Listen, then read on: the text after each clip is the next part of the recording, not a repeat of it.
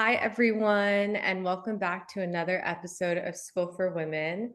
Today is a very special day because I have Zhané Hylton with us, and she is a very inspiring woman that I met in India. And we randomly had the same flight to Sri Lanka. And so we ended up spending about a week in Sri Lanka together. And then we met up again in Thailand. So we've seen each other in three countries.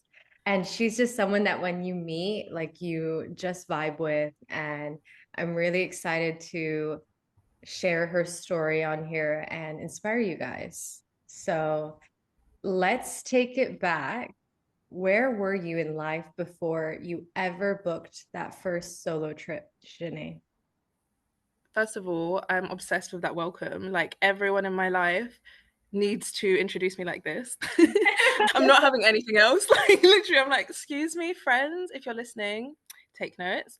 No, but good question. So, like my first ever solo trip? I'll explain a little bit more. So Janae went on this 9 month solo travel trip, and that's when I met her. This was last year, right? Yeah, it Yeah. was last year. Oh my Yeah. God. So Janae, where were you before that trip? I was in a place where I just wasn't entirely happy with the way that my life was going. And I think that that's a really hard and difficult thing to feel when nothing's necessarily wrong, you know? Like I had the 9 to 5, I had the boyfriend, I had the group of friends, like I was doing kind of volunteer work. Like technically I had all of my boxes checked, but I was still very much mentally in a place where I was like, okay, I don't necessarily want this. And I didn't really know why or what the other kind of pull was. I'd always thought about going long term solo traveling, but I mean, I had a boyfriend at the time, and anytime I said that, he was sort of like, what does that mean for us?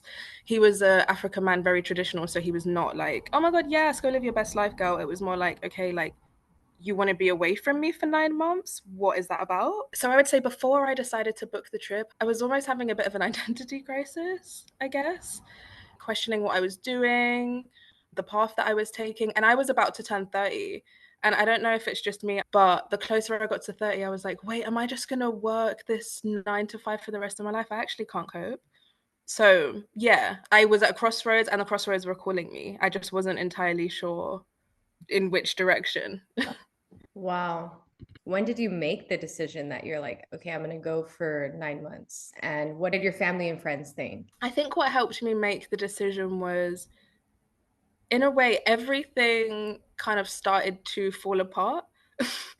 And like sometimes, honestly, I think that's when the greatest breakthroughs happen. So I was trying to move to New York at the time, and I was really set on going with the company I worked for. Like my partner at the time was moving, so that was my goal. Me and Bay are going to go to New York, and then the employment lawyer I was working with was like, I'm so sorry, the US essentially doesn't let anyone in unless you're highly skilled in something that an American can't have a job in. So like that chipped away. So I was like, okay, I can't go to America with my partner. Our relationship started going terribly wrong.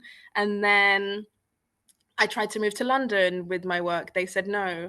I could only go if I took like a 20K salary decrease, which is crazy because London is a lot more expensive than Berlin. It doesn't even make sense.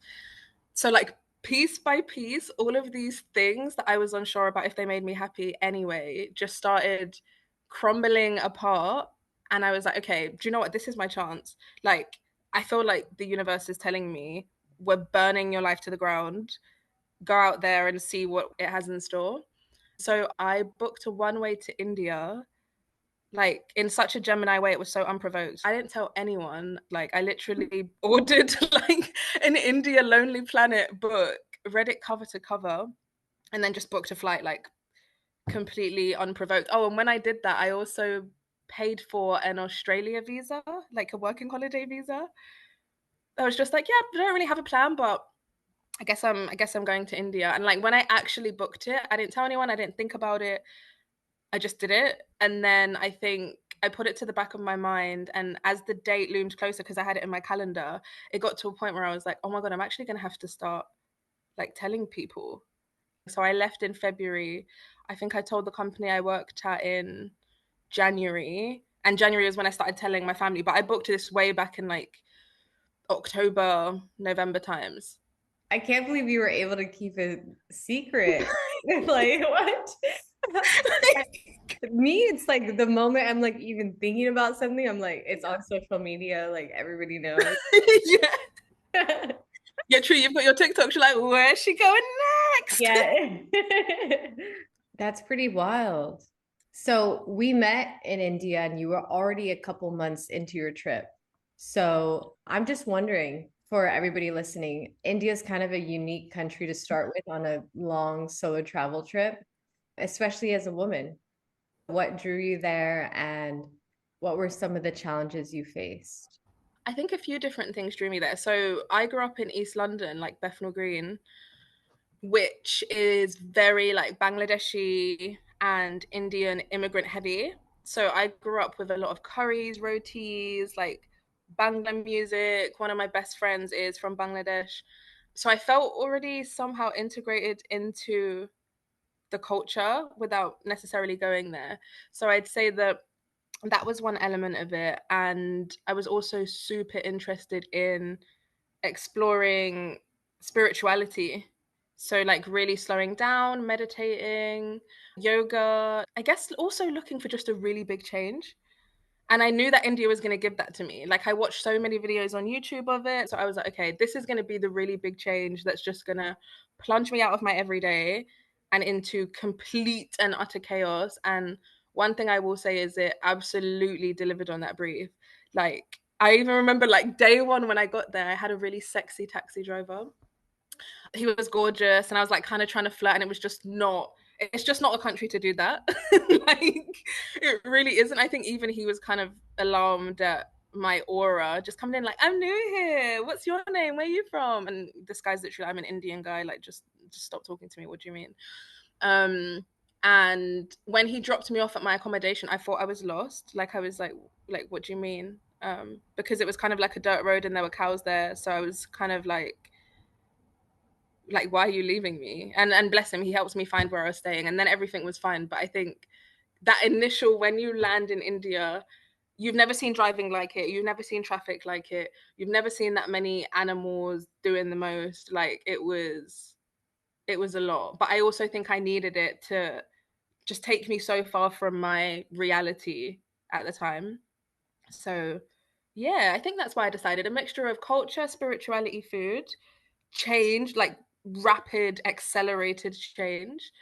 And it very much so delivered on it. Wait, was there another part of the question that I potentially missed? Yeah, if there were any challenges that you faced there. I did find people really like warm and welcoming, but quite a few different things happened. Like, two things come to mind. The first one was I was in, what's the desert area called? Jaisalmer. Yeah, I think I know what you're gonna say. Is it the story in Pushkar? In oh my god, no! Wait, how did I forget that story? Oh my god, where I was like at the Holy Lake and I got scammed. Oh no, no, I actually even wasn't going to tell that, but thank you for reminding me of that. Oh my god. So yeah, one time I was in Pushkar and like we were by the Holy Gut, and someone that I believed to be like some kind of spiritual healer came up to me with like, they did the kind of floral necklaces. So he handed me one and he sat me down and he was like, okay, is there anyone you want to pray for? And I fully like closed my eyes. He was doing like chants for me. We were like, like doing all this madness. We did like a prayer for my friend and we laid flowers in the gut. I'm not gonna lie, the guy was a fraud, but it felt very spiritual, like spiritually healing. So even though he scammed me, like I feel like I still got what I needed from the scam. Like, let's just put it that way. But yeah, so we went through this whole prayer. We laid flowers for my friend. And then at the end, it started getting a bit strange. Like, he started pushing me for money. And I was like, okay, like, what spiritual leader? Like, spiritual leaders are corrupt sometimes, don't get me wrong. But you're pressing me for money now. And it just started getting really strange. And throughout the process, he gave me like a wristband, and I ended up wearing that wristband for about 2 months after he gave it to me. So obviously every time I was wearing it, people were questioning, oh, where did you get that from? And I was like, yeah, I was actually scammed at the Holy Ghat in Pushkar. And they were like, why are you wearing this? And I was like, almost as a reminder to myself, don't be stupid. Like, assess the situation, go on Reddit, do your research, and think about things before you hand your money out. But yeah, that was one thing. It's like, I don't know, you can be opening up about something so vulnerable to someone. Like, I was talking about a family friend that had cancer, praying for him, and like, this guy's scamming me. Like, it is what it is. Like, you really, really, truly have to be alert at all times. And then even on the flip side, even when you feel comfortable, I met a local girl and we spent a week together, maybe longer. And she was always taking videos and pictures of me. And she was like, this is so cute. This is so cute. Maybe like 3 or 4 months after that, she sends me a link to her YouTube channel. And there's a video of me, like a compilation of all the videos and photos she took. And she was like, a week with a Jamaican. Like, what is this? Like, what is going on? So, yeah, kind of strange scenarios like that would happen where I just felt a bit violated to an extent. Yeah, and at the time, didn't you also had braids, right? And you said that people would like tug on them. Yeah, little kids would be like tugging on it like it was a skip rope. It was crazy. Or like, I remember I felt like a kind of pulling at the back of my hair, and I turned around and kids were like trying to braid it, like braid the braids. I was like, what is going on? Like, why are you guys touching me? And even when I had my afro out, I don't know, people would just be driving past me and stop. They used to call my hair Maggie Noodles. Oh my God. Yeah. So that was quite intense, to be honest. It's so different to travel as someone that is not white. Yeah. And the fact that in India, it's mostly white travelers, right? Yeah, at least in my experience, like it was so rare. Actually, so how I met Elshu, another travel influencer, as soon as I got there, they were all calling me her name, like the locals, because they thought that she'd come back. So much so that that's how I got introduced to her. Like a guy that worked at the hostel I stayed at was like, "Oh my God, I actually thought you were this girl. Let me just call her to make sure you're not the same person." And then he video called her, and when I saw her face, I was like, "Seriously, she's gorgeous, but we're just not the same person. We're just both black women." When I actually saw her height, I was like, okay, so y'all were actually problematic. Like, we're not even the same height. Like, she's nearly like 6 foot. What do you mean? And your accent is like completely different as well.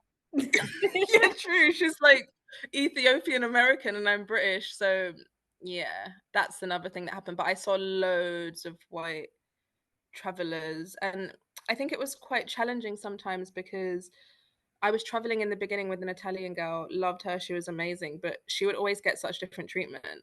So when we'd go to our hotels or hostels, they'd carry her bags and they wouldn't carry mine. And I was like, oh, maybe it's because like I'm bigger than her, like she was super tiny. But then it happened so often that I got to a point where I would say, can you actually carry mine? Like I'm so tired. My backpack's bigger than hers.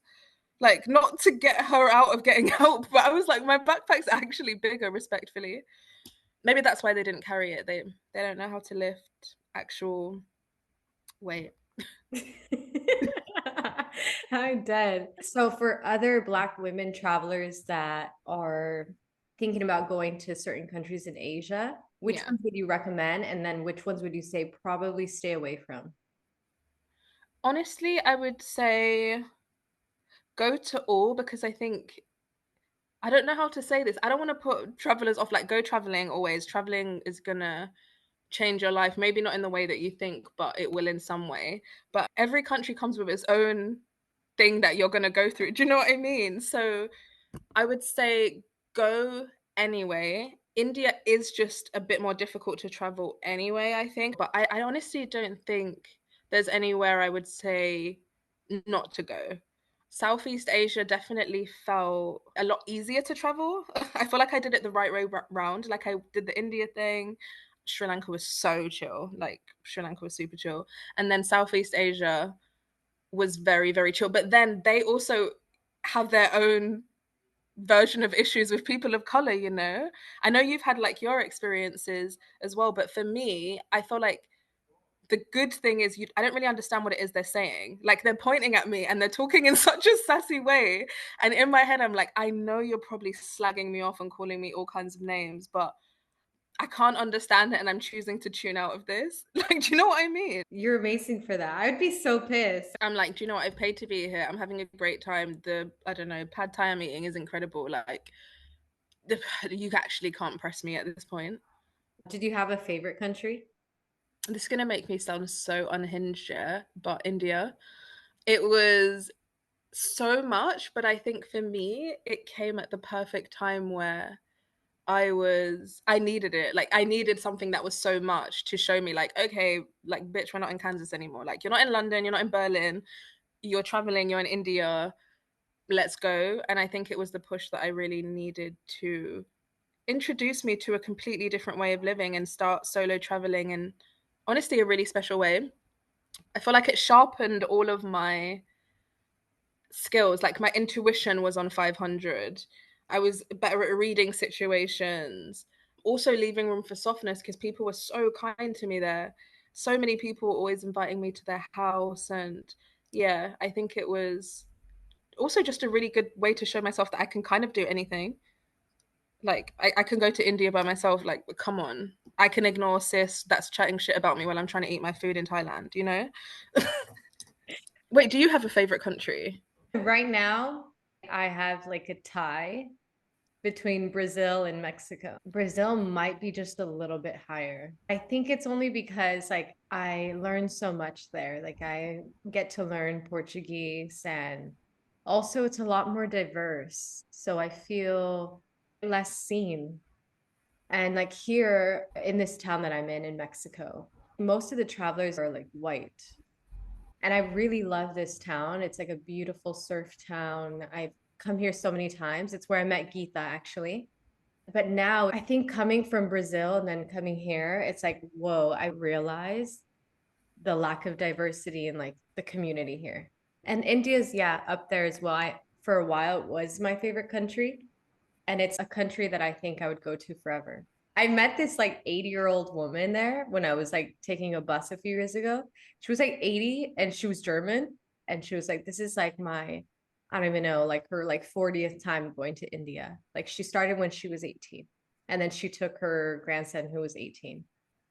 Oh my god, I love stories like that. I met an older woman there as well. She was like, I'm just spending my retirement in India because it's made for me. I'm like, respectfully, absolutely understand you. Like, yeah. I feel like out of all the people that I've met, like you always had such interesting characters in your life. Like they were all so different and all so like unique. I want to know if there was someone that really inspired you along the way that maybe was surprising, but to this day has kind of a mark on you. Good question. Of course, you. I'm not just saying that because I'm on the podcast. Like, genuinely, like, I think I don't know. We had such a weird start to our friendship, to be honest. But anyway, like, I think despite all of that, I just really wasn't expecting to connect with someone who got what I was going through so much because my friends are all bold and courageous in their own ways. And I love that about them as well. But it's also different to the way that I'm bold and courageous. And I don't think I had very many friends that were on a similar path to me or were making it a long term sustainable thing. So, and I think you were one of the people that I met that were doing that because a lot of the people that I met were kind of passing through on a holiday, like an extended trip, but the plan was to go back to the job or the house or whatever. And you were like, no, like, this is my life. Like, yep, I'm going to go teaching now. I'm going to do this. Like, so I think it's really helped me to see that it can be a full-time lifestyle and that you can kind of find your community anywhere and go with the flow and make it work and try things. I feel like you're really good at not only saying you're going to do something but doing it. Like, you know, we were talking about the podcast and you're like, okay, I'm doing it, and then like you do the artwork and you push it out. And I think that's something that I really struggle with, and I still struggle with being seen in general. And I think you, and also Elshu, the girl that I mentioned, she's someone else that I met that I was like, okay, a woman of color doing her thing, making this long term and sustainable, and putting herself out there on her good days, on her bad days, just doing it, showing up, putting the work in. I would say you two definitely stand out to me. And the Italian girl that I initially traveled with stood out to me for exactly the same reasons. So she had finished her degree, left her small Italian town, and she kind of hasn't really looked back. She came back briefly to make some money, and then she went to Bali, did a residency there, and I think is now on her way to Australia. She just kind of decided this is the life for me and I'm going to do anything to make it happen. Oh, that was so sweet to hear. Thank you for saying that. I feel the same way about you. You opened up to me about your story, and many people that would be in your situation would not have the same life that you have now. So, like, you should be very, very proud of yourself. So, guys, after the 9 month trip, she went back to Berlin and she ended up getting a job with a very recognizable brand, but because she signed an NDA, we will not mention. Yeah. It's so dramatic, but it's true. Yeah. So we will not mention the name. But after this long trip, basically you were starting a new life. And how was that transition? Like going from full-time travel back to Berlin in a very luxe lifestyle. Oh God, it was overwhelming. I mean, and this all happened so quickly. I went straight to London, grabbed my stuff, straight back to Berlin, and was at my job within like a week, like maybe 2 weeks, if that. So it all happened so quickly. I feel like each of those shifts came with like its own mini identity crisis in a way, because travel taught me so much about presence and just how to make the most of stuff, especially something like backpacking. It's not that I never stayed at like nice places and had like spa days and stuff, of course, but for the most part, I was like living out of my backpacking hostels, and I got really content with what I had, the clothes that I had, the small amount of makeup that I had, the little jewelry collection I had. Like, I just became so grateful for each thing that it was crazy being back in an environment where luxury was the theme. And I felt so out of place and so uncomfortable because that just hadn't been my life for so long. And I guess I was quite judgmental, if I'm being honest. I think I was kind of looking around like, oh my God, this is what people in Europe are doing with their money. When you came back, you were at your job, you were being judgmental. I think so. I actually do. Like, as I'm talking about it out loud now, I'm like, I think I was. I think I was looking around like, oh my God, that would cost, I don't know, €2 in Bali. Do you know what I mean? Not Bali, I didn't go to Bali, but I think I had such a different relationship with money and like my association with the cost of things, that I was looking at this place that was quite clearly overcharging people. Is it overcharging people if they're potentially more wealthy? I don't know. But I was reading the menus and just a little bit like, what am I a part of? And just seeing such like inflated costs and all of this, it was just different. Looking back on it, I was judging, but now I can see that there's nothing to judge. It's different. You can't compare the two. It just is what it is. So I would say the transition initially was very hard, even back to a 9 to 5 routine. Like, I would take my mornings super slow. So the polar opposite of that and quite a hefty workload. It was a lot. And I feel like I was losing a bit of the presence that I cultivated in travel. So it was like I realized quite quickly that it didn't align with me, not just on a values level, but the people that I was working with, it just wasn't a match. But I think that travel, being so happy, it was so easy to see that I was unhappy, if that makes sense. Being so fulfilled, I was like, okay, this absolutely isn't it. Like, I like the structure element. Like, I could have a bit more structure in my life, yes, but this isn't for me. So how am I now going to communicate it effectively and like leave and essentially leave myself in quite a vulnerable position, to be honest? So it was a lot. I feel like a lot was happening at once because, again, like, I feel like I lost everything and then went traveling, and I came back from traveling and then I again felt like I lost everything because I'm like, well, who am I now? Because I'm not the bitch I was in the beginning. I'm not really the bitch that I was when I was traveling now. So like, what is this? No, I totally feel that. I think like when we go to new places, you just feel like a new bitch, right? Yeah, Like exactly. you land in India, you're like, okay, Yeah. Thailand, we were crazy though. That was like the newest bitch. Remember? We were out partying, we were like having rooftop cocktails, we were in our cute dresses. Like, that's what I'm saying. Like, everywhere you go, we were, or maybe humans are, like, maybe we're just the kings and queens of reinvention. Many women, I think, in their 20s and like approaching their 30s have kind of apprehensions to reinventing themselves. So, as someone like you that has changed course so many times, Yeah. and to me, I'm like, that's so inspiring. You know that you don't like it, and then you end that. So, if you have any advice for someone that's like maybe thinking about reinventing themselves. It's such a mixture of things. Like, it's a mixture of like fear, longing, and like deep intuition, but listening to it even if it's scary.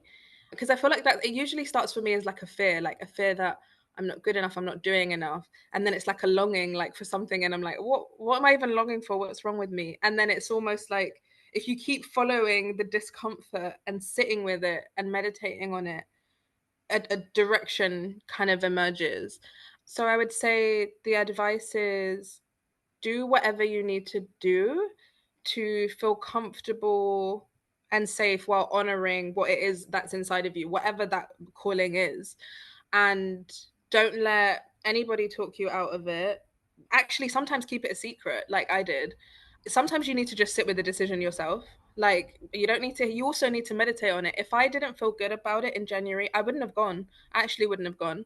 I kind of had that level of trust in myself to decide the right course and also change if it wasn't right. So I'd say lean into your discomfort, meditate on your decision when you make it, and also be open to change it, but also be open to give yourself the tools. So like if travel's the thing that you want to do, cut off people that don't see the vision for a period of time, maybe because it's not their life and you're going to resent them. Maybe it is buying the damn Lonely Planet book and reading it cover to cover. Maybe it is having a backup plan. Maybe you're the type of person that can't travel without 10K to fall back on and a corporate job. Okay, fine. Like whatever that mix looks like for you, have it, and try to have a North Star. So like when I was traveling, my whole North Star was just like a message I would say to myself was like, I'm bold and no one knows me more than I know myself. Even though I didn't believe it before I went traveling, I always tried to embody it. And whenever I was like, I don't know what I'm doing, I'm like, okay, realistically, who knows me more than me though? No one. So, all right, cool, let's go do that job. A month in, oh damn girl, you don't know yourself too well, do you? Because I don't like it anymore. No, that's fine. That's also knowing. I know that I don't like it. Let's go. Wow.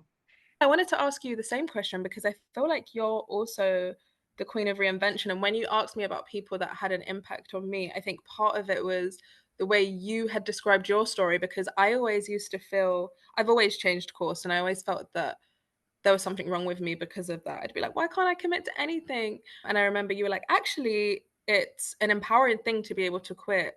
And I know that you went through something similar in Vietnam. So, yeah, what would be your advice to people too? And how do you navigate those things? Because you always seem to do it with such intention and curiosity. Wow. Such a beautiful question, Janae. I think I used to really struggle with this because I was the same as you. I thought that something was wrong with me if I didn't continue the course of XYZ. The first time that I really hit something like this, a situation where I needed to quit something, was when I was in law school. And so I basically wanted to be a lawyer from like age 12 up until age 22. And I didn't explore like anything else. But then I went on like a trip for 8 months and it turned into like 9 or 10 or 11 months. I don't remember. I then was like, yeah, I don't want to do law anymore. And then I was crashing out. Like I was like really crashing out. And then I later realized that the only person that really matters in your life, like no one is taking care of you many times, you know? So the person that truly, truly matters and that the happiness of that person is yourself. And if you can do that for yourself, why not? And then like another time that I dealt with this like reinvention thing, this one is like a bit more unique, but it was when I was engaged to this guy that I was dating for about 3 years. And once we got engaged, I posted like so many photos and videos and everything. And it was a very beautiful engagement in the Sahara Desert. And on paper, like it looked very beautiful. And people would always message me and be like, oh my gosh, you're so happy and la la la. And I was like, yeah, like I am, but like truly I was going through it as well. And finally, like I realized that a huge reason I didn't want to break up with him. And it's super, to me, I'm like, I can't believe I was like that. But I didn't want to break up with him because it was all over social media. And I was like, what am I going to tell my family and friends? But then once I got over that and was like, okay, fuck social media and whatever anyone else thinks, I broke up with him and yeah, reinvented myself again. And so now I think it's a lot easier. I think just trying to push people's opinions outside and just listen to myself because, yeah, like you said, that you are bold and no one knows you like you know yourself. Like that's so true. And I think, especially as women that solo travel, we know ourselves really well. Exactly. And like off the back of your point about us being women as well, we're the first people doing this in our bloodlines. Like I'm the first woman over the age of 30 to not have children and be living a completely different life. Like it's it's a lot sometimes. Like that's why you really need your community and you really need spaces like the one you're creating to voice these things, because it can be quite isolating and scary sometimes where you're kind of like, okay, I know I'm choosing this path and I know that I want to and I wouldn't have it any other way, but is it the right path? Like sometimes it really helps having representation because you're like, okay, again, I think I said it earlier too, like no experience is unique, and that also helps ground me sometimes. Like I'm not the only one that thinks like this, I'm not the only one that wants this. And in some ways the environments that I experienced when I was traveling, I was like, isn't this how we're supposed to be living, like closer to nature where the fruit actually tastes like fruit? Like what are we doing? I got shivers when you said we're the first ones in our bloodline to be doing this. Yeah. That's so true. My grandma, actually, so not even that far from me, she had 19 kids. Oh my And god. yeah, literally, she had 19 kids. And she started having kids probably when she was like 14. Wait, she pushed out 19 children? I'm not exactly sure on the number, but some were adopted. So I think maybe six of them were adopted. Women are superheroes, like wow. Yeah. Wow. Yeah. So that's where I come from. Not many women in my lineage have had such freedom and freedom of choice. Like my grandma, she basically, it's so crazy the story of how she got married. So back in the day in Mexico, in her village, the women used to go get water with like this like clay pot on their head. Okay. Iconic. And so they would go get the water, but when they were young, a guy could see them and say, that's my wife. And then he would break the clay pot, which is like her family's source of water. And so he breaks it, and then that's like his now wife. And then he buys obviously a new clay pot for them and then like gives whatever offering or money or whatever. And then basically like buys her. And so that was how my grandma met my grandpa and married him. What? Like she can't be like, don't touch my clay pot and run away. No, that's crazy. I mean, listen, let me not speak bad on cultural traditions. Like cultural traditions are cultural traditions. But before people come for me and they're like, excuse me, but what do you mean? You're coming for my source of like life to an extent. That's so terrifying. Like, what is the alternative of that in today's day and age? Because men are still trying to ruin our lives in a subtle way. Anyway, let's Wait, not. I want to hear though, like how has dating changed since we last met in Thailand? Oh, recently? I finally started dating again. It took me so long to start dating again. After my ex, I didn't date for like a year. What happened when I went traveling happened, but yeah, I didn't date properly for like a year. And I recently, maybe 3 months ago, started dating. And so far, so good. I mean, I met someone, and do you know what the problem is? I don't know if you have this as well. Like, because when you travel, there's such a level of like hyper independence. And even if you have a little holiday, or not holiday, like travel fling, it's so like fleeting and in that moment that dating and people wanting to see me often and like kind of spend more time with me, which I know in theory is like lovely. But when it gets past a certain point and I know neither of us are going anywhere, I'm kind of like, wait, what do you mean? Like, I have to see you all the time? Like, I'm so used to the travel lifestyle. So, in a way, like, that's one thing that I did notice in the beginning, that I was a bit like kind of flighty, or a bit like, wait, like, what do you mean this is locked in? Now I've kind of settled into it and I'm okay with it. And I'm enjoying slowing down and letting someone else in. But yeah, it really took a lot from me. Like, I'm such a hyper independent person, and I feel like travel only made that even more so. And that's another thing. I feel like travel kind of makes you feel invincible. And we are invincible, but we're also social beings and we need love and we need affection. And sometimes I'm just kind of like, I don't really need this. Like, again, the changing course. Like, sometimes I'm like, well, like, I like you, but I could also not do this, you know. But yeah, it's been good to like open myself up and surrender to that, because that's a different type of reinvention, like creating space for love and how other people think and feel, and not just being like, next. Tell us about the guy. Oh god, it's so complicated. Like, and I don't even know if it's gonna last. Again, like, I'm avoidant, I'm sorry, I'm a Gemini as well. I know Geminis get a bad rap, but like, I'm such a flighty person. But he's really into travel, which I really like. And I think that for me, it's a bit of a non-negotiable. Like, you have to have some kind of like wanderlust in you to an extent. Either you've seen the world or you want to see it. I don't think I could be with someone that's like, I want to live here for the rest of my life and never leave.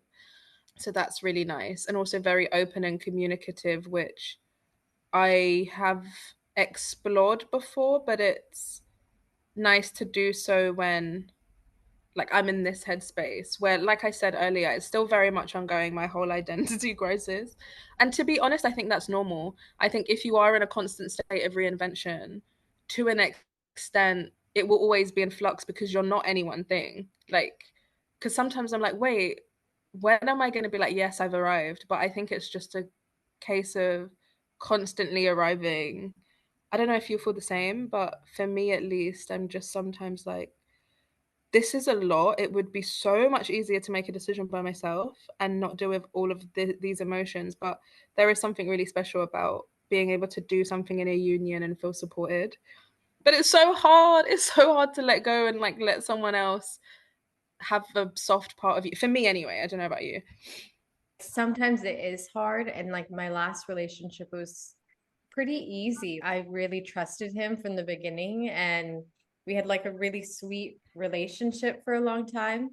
But then it just like ended, and then I was shook. Like now I feel closed off to men. Like I don't really seek that right now, like a romantic partner, which is kind of nice. You met me along, I had different romances and flings and everything, and I was very like open to it. But right now, I just want to like be on my own. I completely get that. Like, this is it. I feel like one situation that just snatches your wig to that extent. I think that's why I stayed single for so long, because I was just like jaded by the whole thing. And as much as we're the first like women of our generation to do this, this is the first generation of these men that I don't understand them. I'm like, what is this? Like, what is going on? So yeah, but I feel like he's nice enough. I've never been sure about anyone. Do you know what it is? Do you know the attachment styles? I'm fearful avoidant, like the worst one possible. The girl that like wakes up and just leaves. Literally in the middle of the night packs the bags, like, do you know what? I'm actually moving. Bye. Leaves a note, like doesn't even stay to talk about it. Like, literally handwritten note with lipstick. No, Say la vie. I don't know if I ever told you, I moved out of my ex-fiance's apartment when he was at work. Maybe it's a Gemini thing then. I need to stop making excuses for my behavior though. I swear, I'm always like, it's not my fault I'm a Gemini. It's not my fault I'm a fearful avoidant. I guess maybe one final question I have for you is I feel like you're really good at just getting the thing done and putting your stuff out there and comfortable being seen. How do you step into that energy and push through even on those days when you're maybe not feeling it? Because like with my freelancing as well, some days I'm like, oh my god, I need to put myself out there more, but I'm like, oh, but I'm tired today. Like I push things and I push them and I push them. Like I feel like you're really good at like, no, it's happening now, it's going out. Like how do you do that? What does that process look like for you? I think it's also, yeah, just not allowing like negative thoughts in. And when they do, just be like, okay, but either way, I'm going to be seen and I'm going to do what I'm going to do.